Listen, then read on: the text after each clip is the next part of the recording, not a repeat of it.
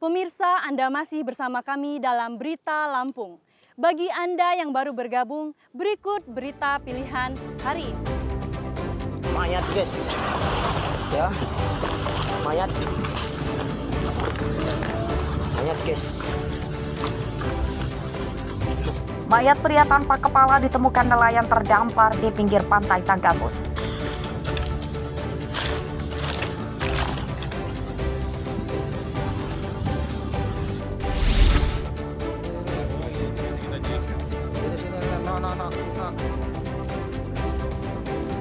Komplotan pencuri puluhan motor di Bandar Lampung ditangkap. Tersangka beraksi mengendarai mobil.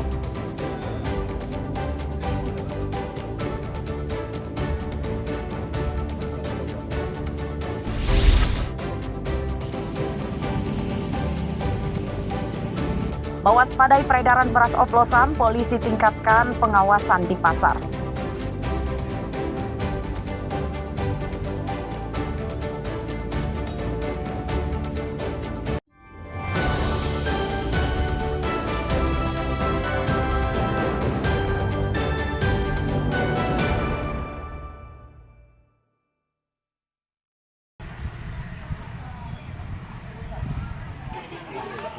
Puluhan pegawai Rumah Sakit Umum Daerah Batin Mangunang, Tanggamus, Rabu pagi menggelar mogok kerja. Mereka mendatangi ruang Direktur Rumah Sakit untuk menanyakan tunggakan pembayaran insentif jasa pelayanan sejak Januari 2025 hingga bulan ini. Saat para pegawai mogok, Direktur Rumah Sakit tidak ada di tempat karena sedang menghadiri undangan rapat dengar pendapat di kantor DPRD Tanggamus.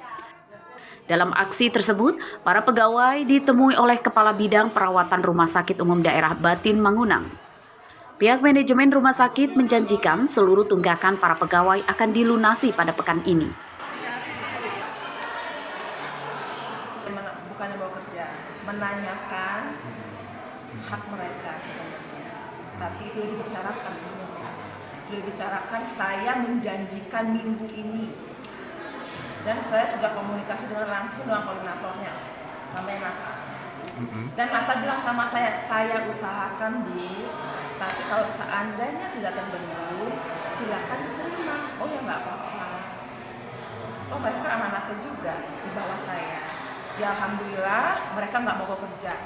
Mereka hanya menanyakan hak mereka di situ karena sudah waktunya. Cuma karena ada sedikit miskomunikasi, makanya agak terlambat. Aksi mogok para pegawai Rumah Sakit Umum Daerah Batin Mangunang tidak berlangsung lama dan pelayanan rumah sakit kembali normal. Para pegawai kembali melakukan tugasnya setelah aspirasinya dijawab oleh pihak manajemen. Asep Saifullah melaporkan dari Tanggamus. Jadi Bapak Ibu sekalian ya. Puluhan pedagang kaki lima Pasar Unit 2 Banjar Agung Rabu siang mendatangi kantor Bupati Tulang Bawang. Kedatangan mereka disambut oleh para pejabat Pemda dan petugas dari Dinas Perdagangan. Sekaligus sosialisasi di mana tempat mereka yang layak untuk berjualan. Kedatangan para pedagang tersebut terkait rencana Pemda Tulang Bawang yang akan merelokasi pedagang kaki lima ke lantai 2 Pasar Unit 2. Rencana tersebut ditolak oleh pedagang sebab lokasi relokasi dinilai tidak layak untuk berjualan. Tapi pedagang tidak bisa berdagang lagi. Menurut pedagang, sudah banyak pedagang di lantai 2 Pasar Unit 2 yang bangkrut akibat sepi pembeli. Penyebabnya karena banyak warga yang enggan belanja dengan naik ke lantai 2 dan mereka memilih belanja di lantai dasar. Dari pembangunan awal Pasar Unit 2, tempat itu tidak ada yang huni. Nah, apalagi sekarang mau dihuni oleh pedagang kaki lima. Sedangkan jenis dagangan mereka tidak sesuai dengan untuk ditempatkan di atas. Ditempatkan di atas dulu pedagang kain sepatutnya tidak berjalan. Sampai banyak yang gulung tikar, apalagi cuma dagang buah, dagang topi, sendal dan lain segala macamnya. Jadi itu tidak sangat layak. Jadi kami mohon kepada pemerintah daerah Kabupaten Tulang Bawang, ketika melakukan pembenahan penataan tentang Kabupaten Tulang Bawang, silakan kami mendukung sepenuhnya, tetapi lakukanlah sosialisasi yang benar dan memberikan kenyamanan buat pedagang Pasar Unit 2. Di dalam hal ini ada dua arah pembicaraannya. Pedagang menyampaikan aspirasinya, kami sudah tampung. Kemudian kami juga sudah menyampaikan arah dan kebijakan pimpinan terhadap pasar ini, yaitu melakukan penataan. Seperti itu. Baik, dengan adanya isu penggusuran tersebut, apakah benar dilakukan? Kita tidak ada melakukan penggusuran.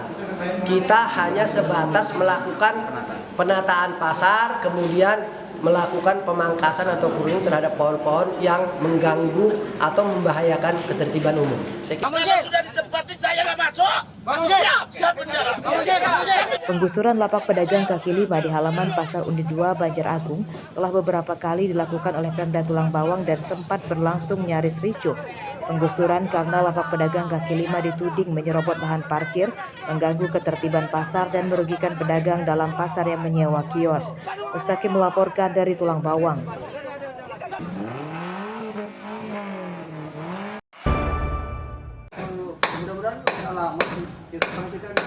Pengelolaan dana desa secara baik tentunya akan bermanfaat bagi banyak warga, seperti di Desa Penyandingan, Kecamatan Bengkunat, Pesisir Barat, yang kini bisa memproduksi telur ayam. Selain bisa mencukupi kebutuhan telur warganya, penjualan telur juga kini meluas sampai keluar desa. Budidaya ayam petelur dikelola oleh Badan Usaha Milik Desa atau BUMDes yang menerima modal Rp145 juta dari dana desa. Uang itu dipakai untuk membeli bibit ayam, pakan hingga pembuatan kandang. Aparatur desa optimis budidaya ayam petelur akan berkembang sebab pasar penjualan telur lebih luas. Rencananya untuk tahap awal kita berapa banyak indukan, Pak? Nah, itu ya lebih kurang 550 itu tadi. Indukan ya? Indukan. Itu bisa dapat berapa banyak sekali telur, Pak? Biasanya kalau awal mula. Kadang-kadang menurut pengalaman itu Pak ya, karena kita ternak ini kan nggak bareng, artinya kalau 500 itu bisa dalam per hari, mungkin awal itu kan 250 per hari, karena mungkin induknya itu kan nggak bareng. Iya. Kita rencananya ini mau dijual kemana, Pak, telurnya? Ya sementara untuk kebutuhan konsumsi khusus Pekon Penyandingan. Dana desa itu kan 20% dari dana desa.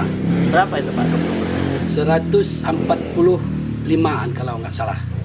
Itu rencana mau dibelikan berapa banyak ekor itu indukan? Ya sementara ini tahap pertama ini kayaknya 550 dulu. Ya yang jelas untuk membuka lapangan kerja untuk masyarakat khususnya Pekon Penyandingan supaya menambah penghasilan keluarga. Seperti diketahui, sejatinya program penyaluran dana desa dari pemerintah pusat untuk meningkatkan kesejahteraan masyarakat desa, mengurangi kemiskinan, dan memajukan perekonomian desa. Sayangnya, pengelolaan dana desa kerap bermasalah akibat dikorupsi. Sudah banyak kepala desa di Lampung yang masuk penjara akibat mengorupsi dana desa. Rosandi melaporkan dari Pesisir Barat.